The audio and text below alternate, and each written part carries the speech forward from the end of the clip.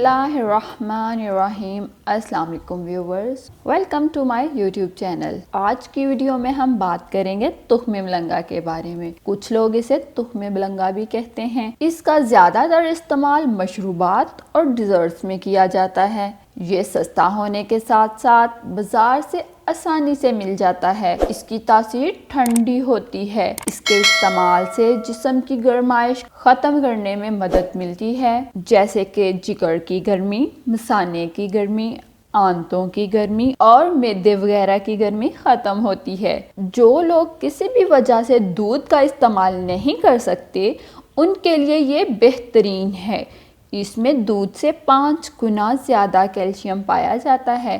اس میں موجود کیلشیم اور میگنیشیم کی وجہ سے ہڈیوں، پٹھوں، جوڑوں اور دانتوں کو مضبوط بنانے میں مدد ملتی ہے۔ اس کا استعمال جسم میں دردوں کو دور کرتا ہے۔ سائنٹیفک ریسرچ کے مطابق لڑکیوں کو پیریڈز کے دوران جو درد ہوتا ہے وہ پروسٹاگلینڈ کی زیادتی کی وجہ سے ہوتا ہے۔ اگر باقاعدگی سے تخم ملنگا کا استعمال کریں تو پروسٹیٹ گلینڈ کے لیول کو کم کرتا ہے، جس سے پیریڈز میں ہونے والے درد سے آرام ملتا ہے۔ جی تو ویورز، جو لوگ اپنا وزن کم کرنا چاہتے ہیں ان کے لیے یہ بہت اچھی چیز ہے۔ یہ وزن کو تیزی سے کم کرتا ہے، جو اومیگا 3 فیٹی ایسڈ اور لینولینک سے بھرپور ہوتا ہے۔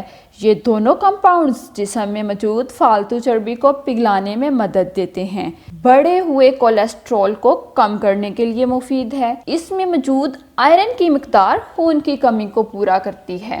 اس کا استعمال آنتوں میں آنے والی بلاکیج کو دور کر کے آنتوں کو صاف کرتا ہے۔ معدے اور آنتوں کے السر کو ختم کرنے میں مدد دیتا ہے۔ یہ باڈی کو ڈیٹاکس کرتا ہے، پیٹ کو صاف کرتا ہے، قبض کشا ہے۔ چند دن اگر باقاعدگی کے ساتھ اس کا استعمال کریں تو خون میں شوگر کو کم کرنے میں مدد دیتا ہے۔ ایک دن میں اس کا 1 چمچ سے زیادہ استعمال نہیں کرنا چاہیے۔